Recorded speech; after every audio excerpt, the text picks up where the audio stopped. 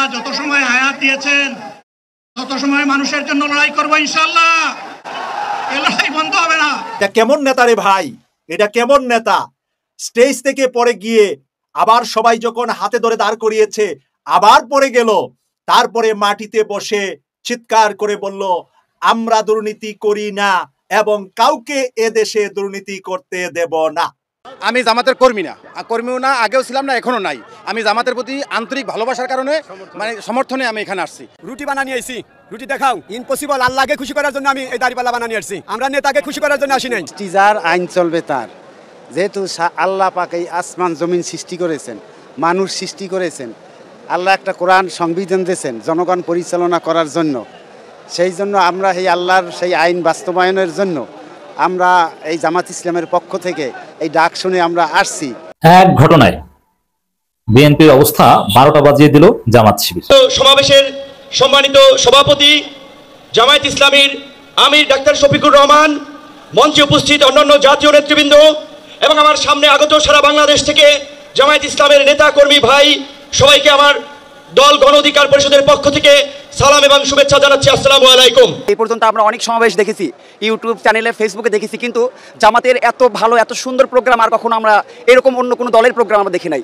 নিজের পকেটের টাকা ভাইয়া আর এখান থেকে যাইছি, নিজের টাকা খরচ করে সেই চুয়াডাঙ্গা থেকে আসছি, আমরা 800 টাকা গাড়ি ভাড়া দিয়ে আসছি, নিজের খাওয়া নিজের। আসসালামু আলাইকুম রাহমাতুল্লাহ। প্রিয় দর্শক শ্রোতা, আশা করি সকলেই ভালো আছেন, আলহামদুলিল্লাহ। প্রিয় দর্শক শ্রোতা, আপনারা ভিডিও শুরুতে ভিডিওর বিশেষ কয়েকটা অংশ দেখলেন, অবশ্যই আপনারা বুঝতে পারছেন যে কতটা গুরুত্বপূর্ণ নিউজ হতে চলেছে। প্রিয় দর্শক, আপনারা জানেন যে ঢাকাতে বাংলাদেশ জামাত ইসলামের সমাবেশ ছিল, সেখানে তারই মধ্যে থেকে যে একটি ভিডিওর ফুটেজ আপনারা দেখলেন যে ডক্টর শফিকুর রহমান তিনি কথা বলতে বলতে পড়ে গেলেন, তারপরে চেষ্টা করলেন কথা বলতে পারলেন না, তারপরে বসে থেকেই কথা বললেন। আসলে মনের শক্তি বা মনোবল থাকলে সম্ভব, এটাই তার বাস্তব প্রমাণ ডক্টর শফিকুর রহমান তিনি দেখিয়ে দিলেন।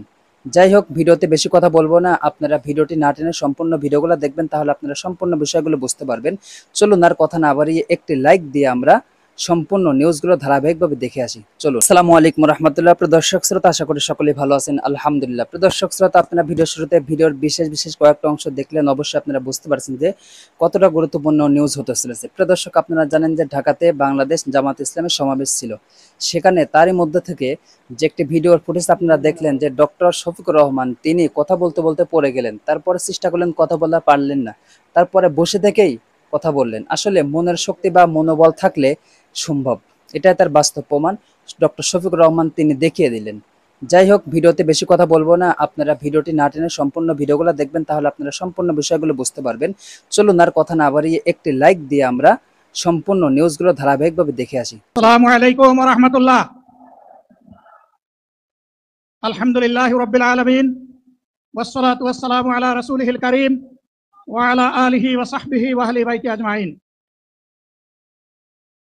বাংলাদেশ জামাত ইসলামী কর্তৃক আয়োজিত আজকের এই জাতীয় সমাবেশে উপস্থিত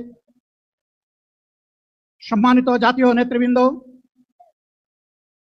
বন্ধু সংগঠনের নেতৃবৃন্দ, শহীদ পরিবারের গর্বিত সদস্যবৃন্দ, 24 জুলাই যোদ্ধাবৃন্দ, আপামর দেশবাসী এবং আমার সাংবাদিক বন্ধুগণ, আমি সর্বপ্রথম মহান রবের দরবারে শুকরিয়া আদায় করছি। ফেসিবাদের পতনের পর অত্যন্ত অনুকূল পরিবেশে আল্লাহ রাব্বুল আলামিন আজকের এই সমাবেশটি করার আমাদেরকে তৌফিক এনায়েত করেছেন, আলহামদুলিল্লাহ।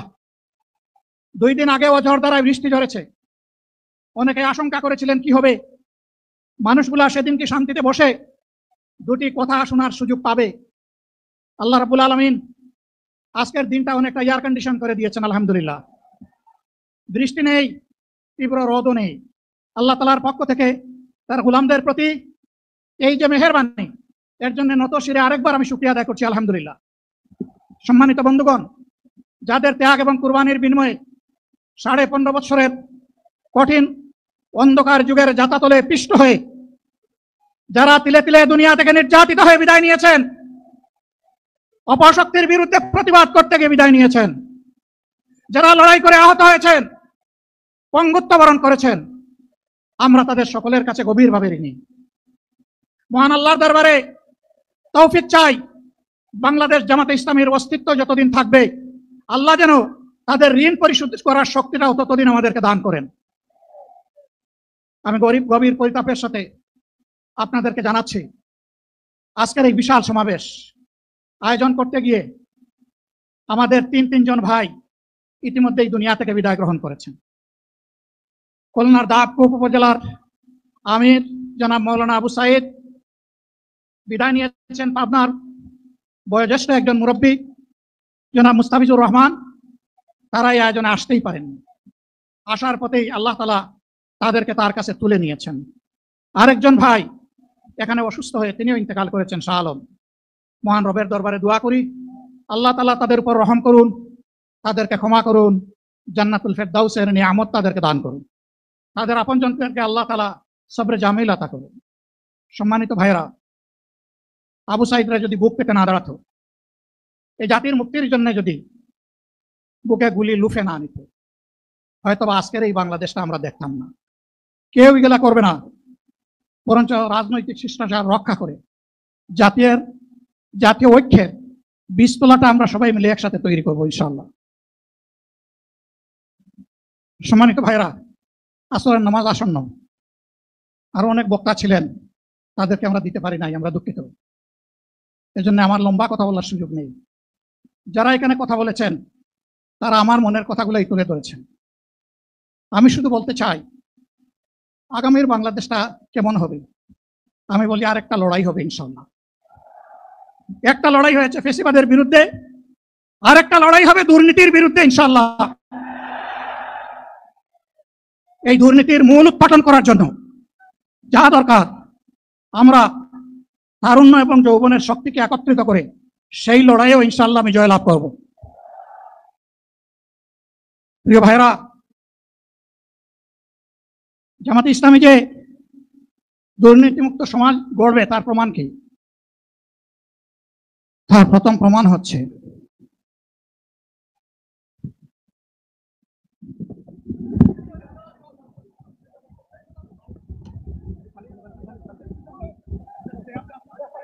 আপনারা অবস্থান করুন যার যে জায়গায়।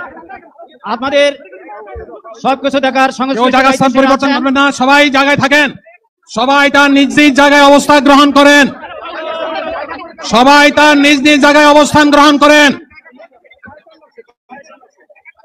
আপনারা নিজ নিজ জায়গায় থাকুন, প্রয়োজনীয় দিক নির্দেশনা দেওয়া হবে। আপনাদের উত্তেজিত উদ্বেলিত হওয়ার কোনো কারণ নেই। মহান রাব্বুল আলামিনের একান্ত মেহেরবানিতে আমাদের প্রোগ্রাম আলহামদুলিল্লাহ, শুকরান, আলহামদুলিল্লাহ কাসিরান। সম্মানিত ভাইরা, আপনারা সম্মানিত ভাইরা, আল্লাহ রাব্বুল আলামিনের রোশের মেহমানিতে সদরে মাহফিল মুহতারাম আমিরে জামাত অচিরেই শেষ হয়ে যাবেন ইনশাআল্লাহ। আমি আল্লাহ তাআলার শুকরিয়া আদায় করি, আল্লাহ তাআলার শুকরিয়া আদায় করি আবার আপনাদের সামনে দাঁড়াতে পেরেছি। আমি বলেছিলাম দুর্নীতিমুক্ত বাংলাদেশ ইনশাআল্লাহ সবাইকে নিয়ে আমরা গড়ব। আমরা কথা দিচ্ছি, বাংলাদেশ জামাত ইসলামী যদি আল্লাহ তাআলার মেহেরবানি এবং সরকার জনগণের ভালোবাসা নিয়ে সরকার গঠন করে, তাহলে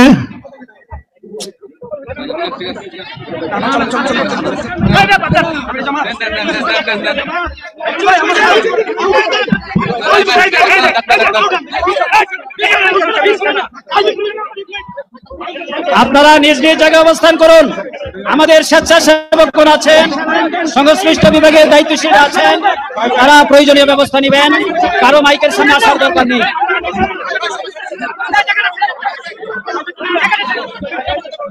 আপনারা অবস্থান করুন নিজ নিজ জায়গায়।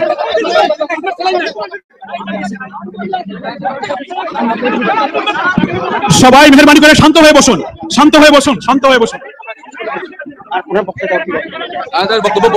আপনারা সকলে আমিরে জামাত একটুখানি অসুস্থ হয়েছেন গরমের কারণে হয়েছে, কিন্তু উনি বারবারই চেষ্টা করছিলেন বক্তব্য দেওয়ার জন্য। ডাক্তাররা বলছেন ওনার আর বক্তব্য রাখা ঠিক হবে না, ওনার যে বক্তৃতা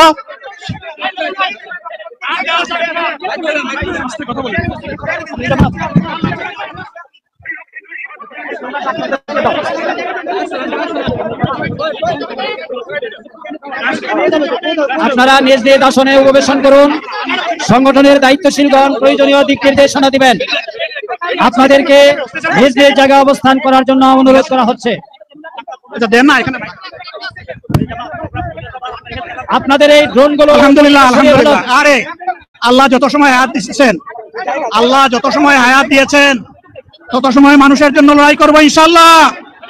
এ লড়াই বন্ধ হবে না। বাংলার মানুষের মুক্তি অর্জন হওয়া পর্যন্ত আমাদের লড়াই অব্যাহত থাকবে। বলছিলাম জামাতে ইসলামী যদি আল্লাহর ইচ্ছা এবং জনগণের ভালোবাসায় বাংলাদেশের মানুষের সেবা করার সুযোগ পায় তাহলে মালিক হবে না, সেবক হবে ইনশাআল্লাহ। আজ আমি ঘোষণা দিচ্ছি, লক্ষ জনতাকে সাথে নিয়ে বাংলাদেশ জামাতে ইসলামী থেকে যারা আগামীতে সংসদ সদস্য হিসাবে নির্বাচিত হবেন, আরে আপনারা কথা বন্ধ করেন, আপনারা কথা বন্ধ করেন, সবাই বসে পড়েন, সবাই বসেন, বসেন, কেউ দাঁড়াবেন না, সবাই বসেন। যদি আল্লাহর ইচ্ছায় জনগণের ভালোবাসায় বাংলাদেশ জামাতে ইসলামী থেকে সংসদ সদস্যরা নির্বাচিত হয়ে সরকার গঠন করেন তাহলে কোনো এমপি, কোনো মন্ত্রী আগামীতে সরকারকে রূপট গ্রহণ করবে না। কোনো এমপি এবং কোনো মন্ত্রী ট্যাক্সবিহীন কোনো গাড়ি চড়বে না। কোনো এমপি এবং কোনো মন্ত্রী তার নিজের হাতে কোনো টাকা চালাচালি করবে না। কোনো এমপি এবং কোনো মন্ত্রী যদি তার নির্দিষ্ট কোনো কাজের জন্য বরাদ্দ পেয়ে থাকেন, কাজ শেষ হওয়ার সাথে সাথে বাংলাদেশের 18 কোটি মানুষের কাছে তারা তার প্রতিবেদন তুলে ধরতে বাধ্য হবে। সম্মানিত বন্ধুগণ, চাঁদা আমরা নিব না, দুর্নীতি আমরা করব না, চাঁদা আমরা নিতে দেব না, দুর্নীতি আমরা সহ্য করব না। এই বাংলাদেশটাই আমরা দেখতে চাই। যুবকদেরকে আমরা স্পষ্ট ভাষায় বলতে চাই, বন্ধুগণ তোমাদের সাথে আমরা আছি। আমি আজকে জামাতের আমির হিসাবে এখানে কথা বলতে আসিনি। আমি এসেছি বাংলাদেশের 18 কোটি মানুষের একজন হয়ে কথা বলতে। আমি শিশুদের বন্ধু, আমি যুবকদের ভাই, আমি বয়স্কদের সহযোদ্ধা, আমার বোনদের আমি ভাই। সুতরাং তাদের মুক্তির জন্যই আমি দায়িত্ব নিয়ে আজকে এখানে দাঁড়িয়েছিলাম। আল্লাহর ইচ্ছা শরীর আমাকে সাময়িকভাবে সহযোগিতা করে নাই, এটাও আল্লাহর ইচ্ছা যে এখন আল্লাহ আমাকে কথা বলার সুযোগ দিচ্ছেন। আমি বলতে চাই, বাংলাদেশের নির্দিষ্ট কোন শ্রেণীর মুক্তির জন্য আমাদের এই লড়াই নয়। রাস্তার একজন পরিচ্ছন্নতা কর্মী, চা বাগানের একজন শ্রমিক, রক্ত পানি করে ঘাম জড়ানো আমার একজন রিক্সা চালক ভাই, মাঠে ময়দানে বাংলাদেশের মানুষের মুখে যারা এক মুঠো ভাত তুলে দিতে চায়, আমার সেই কৃষক বন্ধুটি, আমি তাদের একজন হতে পারলাম না। আপনাদের কাছে দোয়া চাই, ইনসাফের ভিত্তিতে একটি দেশ গড়ে তোলার জন্য আগামীতে যে লড়াই হবে, আমার আল্লাহ যেন সেই লড়াইয়ে আমাকে একজন শহীদ হিসাবে কবুল করে। এটা কেমন নেতা রে ভাই, এটা কেমন নেতা? স্টেজ থেকে পড়ে গিয়ে আবার সবাই যখন হাতে ধরে দাঁড় করিয়েছে আবার পড়ে গেল, তারপরে মাটিতে বসে চিৎকার করে বলল আমরা দুর্নীতি করি না এবং কাউকে এ দেশে দুর্নীতি করতে দেব না। প্রিয় দর্শক, এমন নেতার বক্তব্য আমার জীবনে প্রথম দেখেছি। আপনারা যারা এর আগে দেখেছেন আপনারা কমেন্টস করে লিখবেন যে এর আগে এমন নেতা আপনারা দেখেছেন। আমি কার নাম বলছি আপনারা বুঝতে পারছেন। তিনি হলেন বাংলাদেশ জামাত ইসলামীর আমির ডাক্তার শফিকুর রহমান। আমি যখন চাকরিতে থেকে এনটিভিতে খবরটা দেখতেছিলাম, আমি নিজে কাঁপা শুরু করলাম। পোস্ট অফিসে আমার সামনে ব্রিটিশ কাস্টমার, কিন্তু তাদের সামনে আমি নিজে কাঁপা শুরু করলাম। এটা কেমন নেতা? এটা কি করছে উনি? কি হচ্ছে এখানে? এতগুলা মানুষের সামনে হঠাৎ করে উল্টা দিকে এভাবে ওনার মাথার পিছন সাইডে যদি এই শক্ত ভারী কাঠের এই স্টেজের ভিতরে জুড়ে আঘাত লাগতো তাহলে তো মানুষ অ্যাক্সিডেন্ট করে মারা যা। এরকম খাড়া হইয়া মানুষটা উল্টা দিকে পড়ে গেল। উল্টা দিকে পড়ার পরে সবাই এসে যখন ধরলেন, সবার হাত ধরে দাঁড়িয়ে আবার কথা বলার চেষ্টা করলেন। সেই কথা যখন বলতে পারছিলেন না, দ্বিতীয়বার যখন বসে গেলেন, বসে থেকে সবাইকে সরিয়ে দিয়ে মাইক দিয়ে বক্তব্য চালাতেই থাকলেন। দর্শক, আপনারা সম্পূর্ণ নিউজগুলো দেখলেন, অবশ্যই আপনারা বুঝতে পারছেন যে কতটা গুরুত্বপূর্ণ নিউজ ছিল। প্রিয় দর্শক, এবার আপনাদেরকে মূল্যবান মতামত অবশ্যই কমেন্টে জানিয়ে দেবেন। আরো এরকম নিত্য নতুন সকল আপডেট নিউজ পেতে আমাদের এই চ্যানেলটি সাবস্ক্রাইব করে পাশে থাকবেন। ধন্যবাদ।